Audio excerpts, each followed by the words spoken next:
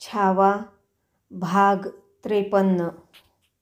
जिजाऊंच्या दर्शनासाठी पडत्या पावसातून संभाजीराजे पाचाडात उतरले होते.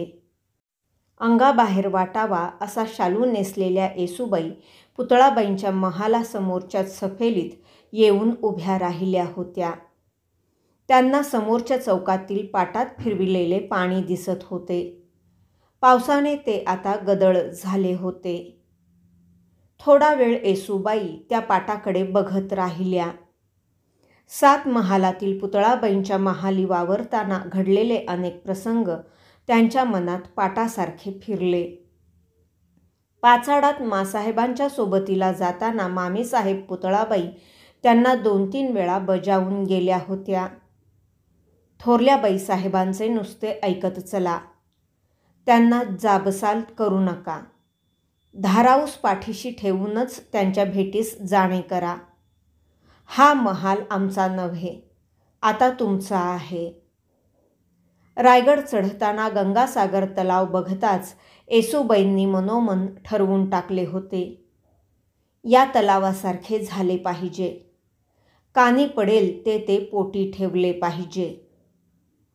त्या विचाराबरोबर येसूबाईंची नजर पाण्याच्या पाटावरून उठली आणि सफेलीच्या दगडी भिंतीला भिडली. तिच्या पायथ्याजवळून चाललेल्या मुंग्यांच्या रांगेतील थरथऱ्या देवमुंग्या त्यांच्या पायांवर चढल्या. त्यांनी फरसबंदीवर पाय झटकून त्या हटवल्या. एक मागात अंगापेक्षा मोठे कसले तरी पांढरे कण घेऊन धावणाऱ्या मुंग्यांच्या रांगेकडे येसूबाई एकरोख बघत राहिल्या. त्यांच्या पायांच्या हालचालीने झालेला थोडासा गैरमेळ मुंग्यांनी पुन्हा जमवून घेतला. रामराजांशी बोबड्या बोलात बोलून सोयराबाईंच्या महालातून बाहेर पडलेले आबासाहेब आपल्या पाठीशी येऊन उभे आहेत याचे येसूबाईंना भान नव्हते. राजेही त्या कष्टाळू लहान्या जीवांची धडपड बघत तसेच थांबले होते. बघितलं सूनबाई, एवढासा जीव पण वकुबापेक्षाही केवढा भार वाहून नेतो आहे. राजे शांतपणे बोलले. त्या आवाजाने येसूबाई मात्र गडबडल्या. झटकन त्या तळहातात पदराचा शेव घेऊन नमस्कारासाठी झुकू लागल्या. त्यांना थोपवून वर घेत राजे म्हणाले, असू दे. खालमानेने उभ्या असलेल्या येसूबाईंच्या कपाळीच्या मेणमळल्या आडव्या कुमकुम बोटात राजांची नजर क्षणभर स्थिरावली आणि कारण नसता त्या बोटांनी खोलवर रुजलेली सईबाईंची सय उमळून आली. यांना बघायला, यांच्या मस्तकी आशीर्वादाचा हात ठेवायला त्या हव्या होत्या. अनेक विचारांची मुंग्यासारखी एक रांग राजांच्या मनी चरत गेली. तिचा माग घेत गंभीर झालेले राजे संथ पावलांनी चालू लागले. त्यांना तसे चालताना बघून येसूबाईंना आपल्या आबांचा, पिलाजींचा आठव झाला. क्षणापूर्वी राजे म्हणाले तेच बोल प्रत्यक्ष आपले आबाच घोगऱ्या आवाजात आपल्या कानात सांगत आहेत असे येसूबाईंना वाटले. एवढासा जीव पर वकुबा परास केवढा भार वाहून नेतोय. जगदीश्वराचे दर्शन घेऊन जोत्याजी केसरकरासह खासे महालात परतलेल्या संभाजीराजांना खिदमतगाराने आत येऊन वर्दी दिली. मुतालिक महादेव यमाजी भेटींची आज्ञा मागतात. पेश येऊ द्या. युवराजांनी त्याला इजाजत दिली. प्रौढ वयाचे महादेव यमाजी उपरणे सावरीत महालात आले. पगडी झुकवीत त्यांनी मुजरा रुजू घातला. नजर युवराजांच्या पायांवर ठेवून ते म्हणाले, थोरल्या स्वामींनी युवराजांना आपल्या सदरेशी याद फरमावलं आहे. महादेव यमाजींना पुढे ठेवून जोत्याजीसह संभाजीराजे तसेच महालाबाहेर पडले.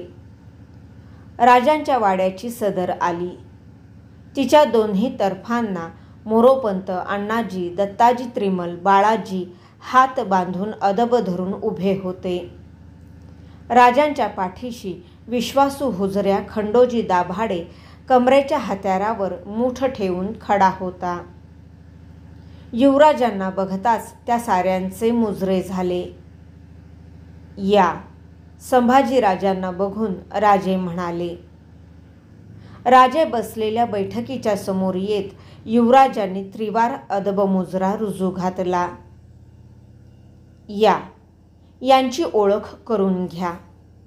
राजांनी समोर उभ्या असलेल्या भगव्या कफनीधारी तेजस्वी गोसाव्याकडे हाताचा इशारा दिला.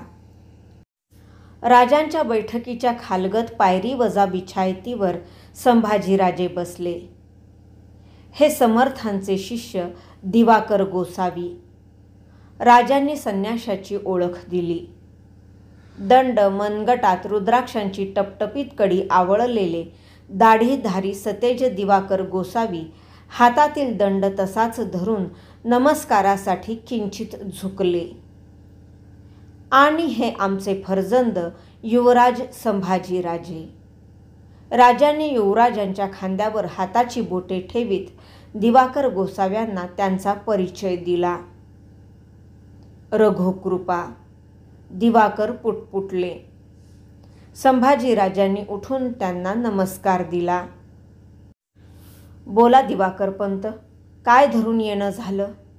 राजांनी गोसाव्यांच्या कपाळीचे भस्मपट्टे निरखले. गुरुदेवांचा मुक्काम कोडोली पारस गावात आहे. आपल्या भेटीची ते इच्छा करतात. आपल्यासाठी त्यांनी पत्र दिले आहे. दिवाकरांचा आवाज हनुमानाच्या मंदिरातील घाटेसारखा होता.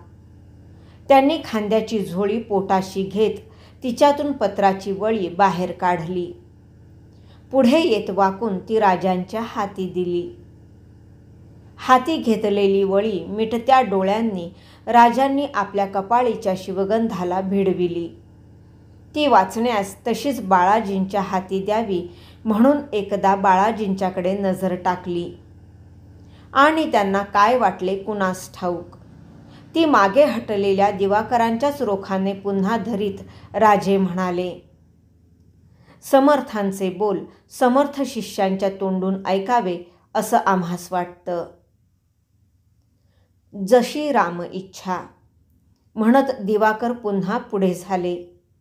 झुकून त्यांनी राजांच्या हातून पत्राची वळी आपल्या हाती घेतली. त्या पत्रात काय आहे ते खुद्द दिवाकर गोसाव्यांनाही माहीत नव्हते. 14 वर्षांपूर्वी एकदा राजगडावर दुसऱ्या एका समर्थ शिष्याची भास्कर गोसाव्यांची राजांशी भेट झाली होती. त्या भेटीत राजांनी त्यांना विचारले होते की तुमचे गुरु कोण, कुठले, कोठे राहतात. भास्कर गोसाव्यांनी त्यांच्या गुरूंचा महिमा त्यावेळी सांगितला होता. पण त्या उपर राजकारणाच्या घाईगर्दीत राजांना समर्थांचा परामर्श घेणे जमले नव्हते. आज समर्थांनी आपणहून त्यांना पत्र धाडले होते. निर्हेतुक. राजांचे चढत्या शिगेचे पराक्रम ऐकून जे वाटले ते रसाळ रामबोलीत समर्थांनी पत्रात उतरविले होते. जय जय रघुवीर समर्थ. पत्र वाचण्यापूर्वी दिवाकरांनी नामस्मरण केले.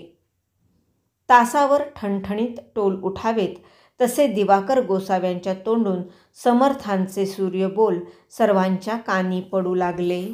निश्चयाचा महामेरू, बहुत जनास आधारू, अखंड स्थितीचा निर्धारू, श्रीमंत योगी, परोपकाराची या राशी, उदंड घडती जयाशी, तयाचे गुण महत्वाशी, तुलना कैशी, नरपती, हयपती, गजपती, गडपती, पुरंदर आणि शक्ती, पृष्ठभागा, यशवंत, कीर्तिवंत, सामर्थ्यवंत, वरदवंत, पुण्यवंत आणि जयवंत, जाणता राजा, आचारशील, विचारशील, दानशील, धर्मशील, सर्वज्ञपणे सुशील, सर्वांठाई, धीर उदार सुंदर, शूर क्रियेसी तत्पर, सावधपणेसी नृपवर तुच्छ केले, तीर्थक्षेत्रे ती मोडिली, ब्राह्मणस्थाने बिघडली, सकळ पृथ्वी आंदोळली, धर्म गेला. देव धर्म गो ब्राह्मण करावयासी रक्षण, हृदयस्थ झाला नारायण प्रेरणा केली. उदंड पंडित पुराणिक, कवीश्वर याज्ञिक वैदिक, धूर्त तार्किक सभानायक तुमचे ठाई. या भूमंडळाचे ठाई धर्मरक्षी ऐसा नाही. महाराष्ट्र धर्म राहिला काही तुम्हांकरिता. गावोगाव भ्रमंती करताना डोळांदेखत लोकांचे नरकहाल बघणारे दिवाकर गोसावी भरून आले. त्यांच्या डोळ्यांतून झरलेली आसवे दाढीवर उतरली. वाचन खुंटले. सारे कानांचे ओठ करून ते अमृत बोल प्राशित होते. नाकाचा गड्डा चिमटीत धरून मिटल्या डोळ्यांनी राजे विचारात गेले होते. कसे दिसत असतील समर्थ? हृदयस्थ झाला नारायण श्रीमंत योगी. योग केवढा दूरचा पल्ला. खर्ची पडलेला आमचा हर एक मोहरा योगी झाला. आम्ही त्यांच्या योगीपणाचा भार खांद्यावर घेऊन वाहतो आहोत. आम्ही भारवाहक. महाराष्ट्र धर्म. पृथ्वी आंदोळली. जिथं तारे संपतात तिथं जाऊन राजे पोहोचले होते. खोल खोल, दूर दूर. दिवाकरांच्या बोलाबोलांनी आजवर सापडत नव्हते ते सारे मनात अडखळलेले महाराज साहेब संभाजीराजांना मूर्तिमंत गवसत होते. निश्चयाचा महामेरू. महामेरू केशव पंडितांनी रामायणाच्या पठणात सांगितलेला सर्वात उंच पर्वत. या रायगडाहून दशगुणी उंच. तेवढा निश्चय आग्र्याच्या दरबारात कभी नाही म्हणताना पेटून उठलेला. आम्ही प्रत्यक्ष पाहिलेला निश्चयाचा महामेरू. बहुत जनास आधारू. आमच्या मावळ्यास हातजोड देऊन बसत्यास उठता, उठत्यास चालता आणि चालत्यास दौडता केला पाहिजे म्हणणारा. आधारू. म्हाताऱ्या हैबतबाच्या खांद्यावर हात ठेवीत, बाबा जे मनी आले ते आम्हास बोलले पाहिजे म्हणणारा आधारू. धीर, उदार, सुंदर. होय, अतिसुंदर. एका रात्री आई जगदंबा स्वप्नात आली तेव्हा जाऊ नको थांब म्हणत विस्कटल्या केसांनी, घामेजल्या थरथरत्या चेहऱ्याने, फुलल्या डोळ्यांनी आम्हाला बघताना दिसलेला तो सुंदर चेहरा. लेकरा घात झाला म्हणत आग्र्याच्या डेऱ्यात आम्हाला मिठीत घेताना दिसलेली ती सुंदर मुद्रा. कीर्तिवंत, यशवंत, सामर्थ्यवंत, पुण्यवंत, वरदवंत, जयवंत. पाचाडच्या सदरेवरची घाट घणघणावी तसे ते रामबोल संभाजीराजांच्या कानामनात घुमू लागले. आचारशील, विचारशील, दानशील, धर्मशील, सुशील.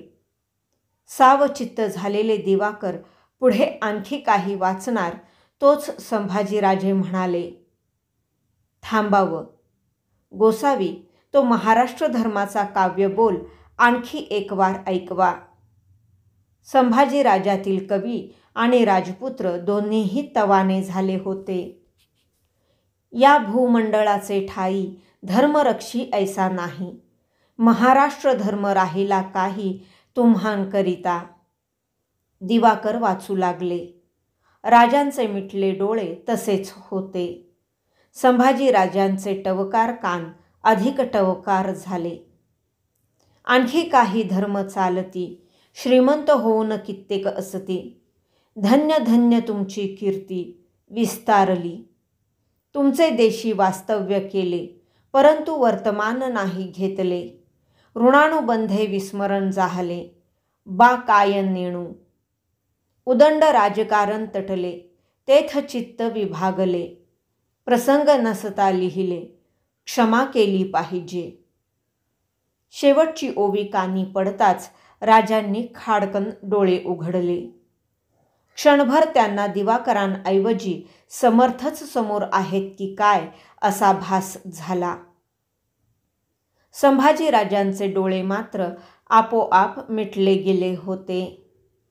आपल्या आबासाहेबांची असंख्य गोमटी रूपे ते ऐकल्या शब्दांशी ताडून बघण्यात गढले होते. बागलान मारून परतलेली मोरोपंतांची फौज महाडात ठाण धरून होती. राजांनी पेशवे मोरोपंतांना रायगडी पाचारण केले. पावसाळा तोंडाशी आला की मराठी घोडी पागेत लीद टाकीत चंदी चघळतात, हा साऱ्याच शेजारी गनिमांचा अनुभव होता. राजांना या गाफिलीचा पुरता लाभ उठवायचा होता. मोरोपंतांची फत्तेबाज फौज खासा युवराज संभाजीराजांच्या दिमतीला जोडून घोडी जव्हार रामनगर या गुजरात सीमेवरच्या कोळी राज्यांवर उतरविण्याचा सुनेगच्च मनसुबा राजांनी बांधला. संभाजीराजांची ही पहिली मोहीम. पावसाळा तोंडावर धरून. भोसल्यांचे राजे पण असेच उन्हा पावसात सुलाखून निघावे लागते. सदरी दाखल झालेल्या मोरोपंतांना राजांनी बेत खुला केला. पंत, युवराजांच्या पाठीशी राहून तुमच्या फौजेनिशी जव्हार रामनगर मारून चालविणे. खासा आम्ही मोहिमेत आहोत हा भाव युवराजांशी ठेवणे. नदी नाले आड येतील ते पार करावया नौका हत्ती पोहणीस कसबी कोळी भोई दिमतीस घेणे. पाऊस जोर धरतो तरी हिमतीने मोहीम चालती ठेवणे. युवराजांची ही पहिली हत्यारी चाल. फत्ते मुबारकीने कारी लावणे. युवराज संभाजीराजे आणि मोरोपंत यांना राजांनी मानवस्त्रे बहाल केली. मोहिमेचा मोहरा जोडून दिला. रायगडच्या देवमहालातील अंगावर धावून आल्यागत दिसणाऱ्या आवेशी जगदंबेच्या मूर्तीवर संभाजीराजांनी बेल भरली ओंजळ उधळली. भंडाऱ्याची मूठ चरणांवर सोडली. डोळे जोडून आईच्या पेटत्या डोळ्यांतील आग क्षणभर निरखली. आपसुकच संभाजीराजांचे गुडघे फरसबंदीवर टेकले. आपले टोपधारी मस्तक त्यांनी आदिशक्तीच्या समोर फरसबंदीला भिडविले. त्यांच्या मिटल्या डोळ्यांना न कळणारे दृश्य दिसले. आईच्या 8 हातांचा मिळून एकच थोर हात झाला आहे. प्रतापगडी नाचविला त्याहून थोर. राव तान्हाजी पडले त्या रात्री कोंढाण्याच्या कड्यावर उसळला त्याहून केवढा तरी थोर पोत. खुद्द आईच त्या हाताने आमच्या हाती देते आहे. तो पेलता घेण्यासाठी आमचे हात लहाने वाटत आहेत. त्याच्या दीपवत्या उजेडात आमचे आम्हीच दिसेनासे झालो आहोत. उद उद कळवळती हाक घालण्यासाठी त्यांचे ओठ पुटपुटले. उठविले मस्तक त्यांनी पाठीशी उभ्या असलेल्या राजांच्या पायांवर ठेवले. उठा, यशवंत व्हा. पडल्या मुक्कामावरून खबरगीर धाडा. पंतांच्या मसलतीने चला. राजांनी त्यांचे खांदे हात पकडीत घट्ट धरले. आज संभाजीराजे मोहीमशीर होण्यासाठी गड उतरणार होते. राजे जातीने महाडपर्यंत त्यांची सोबत करणार होते. युवराजांनी आऊवशाकडे जाऊन आशीर्वाद घेतले. धाराऊच्या पुढे राहून तबक फिरविणाऱ्या येसूबाईंच्या तबकातील ज्योतीकडे बघून निघतो आम्ही म्हणत निरोप घेतला. ते शब्द ऐकताना येसूबाईंना वाटले मान उठवावी आणि मिळाला तर टोपाखालचा शिवगंधाचा जोडपट्टा निसटत्या नजरेने बघून घ्यावा. पण ते घडले नाही. त्यांच्या पाठीशी असलेल्या धाराऊने मनोमन कापूर व्होळाच्या महादेवाला साकडे घातले. शंभू महादेवा, लेकरू पहिल्या डावगर्दीत उतारतय, येसूसरी कर त्याला. संभाजीराजांनी धाराऊची पायधूळ मस्तकी घेतली. बालेकिल्ल्याच्या सदरी जोत्यावर सिद्ध असलेल्या मोरोपंत, रूपाजी भोसले, खंडोजी जगताप यांच्याशी राजे रायाजी, अंतोजी, जोत्याजी यांच्या सोबतीने संभाजीराजांचा मेळ पडला.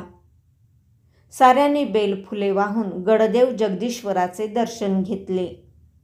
मंडळी गड उताराला लागली.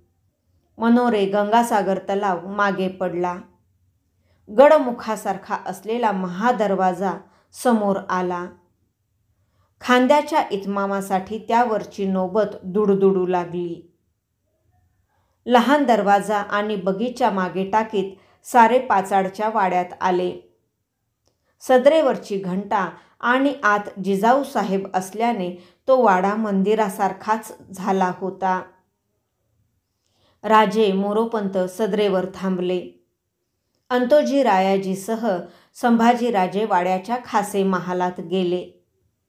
तिथे जिजाऊ पुतळाबाई त्यांची वाट बघत होत्या. युवराजांनी त्यांचे पाय शिवून धूळ घेतली. त्यांना घेऊन जिजाऊ पुतळाबाई वाड्याच्या देवमहालात आल्या. देवीचे दर्शन झाले. विचारात गेलेल्या जिजाऊ म्हणाल्या, तुमच्या एवढ्याच उमरीचे असताना तुमचे महाराज साहेब तोरण्याला भिडले होते. यश घेऊन आले होते. आम्हास भरोसा आहे तुम्ही तसेच कराल. पाचाडात थाळे झाले. राजे संभाजीराजे वाड्याबाहेर जायला निघाले. सदरेवर येताच कुणीतरी खेचल्यासारखे संभाजीराजे तुळईला टांगलेल्या घंटेखाली आले. समोर दिसणाऱ्या कृष्णकमळासारख्या रायगडाच्या मावळती माचीला त्यांचे डोळे भिडले. तेथून दुरून का होईना आऊसाहेबांचे दर्शन घडत होते. आता परतेपर्यंत ते काही घडणार नव्हते. पाठीशी उभ्या असलेल्या जिजाऊंची मूरत त्यांनी गरकन समोर होऊन डोळ्यात भरून घेतली. येतो आम्ही. त्यांनी जिजाऊंचा निरोप घेतला. सारे पाचाडच्या वाड्याबाहेर पडले. बाहेर जीन कसून दौडीची घोडी मोत्तद्दारांनी धरली होती. त्यावर मांडा जमल्या. राजे संभाजीराजे महाडच्या रोखाने दौडू लागले. आभाळात भुरके ढग लटकून होते. गर्मीने अंगी घामाच्या धारा धरू लागल्या. महाड हे लष्करी पागेचे ठाणे आले. पंतांच्या माणसांनी बांधलेली 10,000 कडव्या स्वारांची फौज कुचासाठी सज्ज होती. तिच्या आघाडीला हौदा घातलेला जंगी हत्ती तयार होता. उन्हे कलती होईपर्यंत राजांनी महाडात बांधविलेल्या वाड्यात विसावा झाला. दिवस प्रहरभर ठेवून फौजेतील चौघडे झडू लागले. 5,000 मांड घेतल्या घोडाईतांचे पथक मोरोपंतांनी हत्तीच्या पुढे काढले. आता हत्ती घोडदळ आणि पायदळ यांच्यामध्ये आला. संभाजीराजांना घेऊन राजे महाडच्या वाड्याबाहेर पडले. मध्यभागीच्या हौदावान हत्तीजवळ आले. माहुताने अंकुशमार देऊन स्वारीचे ते थोर जनावर बसते केले. राजांच्या सामने गुडघे टेकून आपले मस्तक त्यांच्या पायांवर ठेवताना संभाजीराजांना फरक कळला. शाही फरमानाच्या धूळ माखल्या उंटासमोर गुडघे टेकण्यातील आणि सजल्या सेनेत महाराज साहेबांसमोर गुडघे टेकण्यातील. त्यांना उठवून छातीशी घेत राजे म्हणाले, सांभाळून असा. कधीतरी होळी सणाला तुम्ही विचारलं होतं, आबासाहेब तुम्ही काढाल जळत्या हुडव्यातील नारळ बाहेर? आज आम्हीच विचारतो आहोत, तुम्ही तो काढाल काय? जी, कोशिश करू. संभाजीराजांच्या तोंडून सहज जाब सुटला. या. जय भवानी. राजांचे डोळे लखलखले. जय भवानी. संभाजीराजांनी त्या लखलकीला साद दिला. हत्तीला शिडी लागली. ती पार करीत संभाजीराजे हौद्यात चढले. पाठोपाठ सेनेवर नजर ठेवण्यासाठी मोरोपंत चढले. रूपाजी भोसले, रायाजी, अंतोजी गाडे, खंडोजी जगताप, मोरेश्वर नागनाथ यांनी हत्तीला आपल्या घोड्यांचे कडे टाकले. निशाणबारदारांनी निशाणी काठ्या वर घेतल्या. शिंगाड्यांनी शिंगांच्या ललकाऱ्या घुमविल्या. चौघडे दुडदुडले. घोडदळाने कदमबाज चाल धरली. चालला. शिवाचा वरद हस्त घेऊन शंभो चालला. त्याच्या पिछाडी आघाडीने 10,000 जान कुर्बान मावळा चालला. युवराजांची चालती फौज नजरेआड होईपर्यंत राजे आपल्या माणसांनिशी ती बघत राहिले. कुणाच्या तोंडून ऐकलेले, केव्हा ऐकलेले ते राजांना नीट आठवेना, पण तेवढे त्यांना आठवले. हे गडकोटावर राहतील, प्रलय तांडव माजवतील. भाग 53 समाप्त.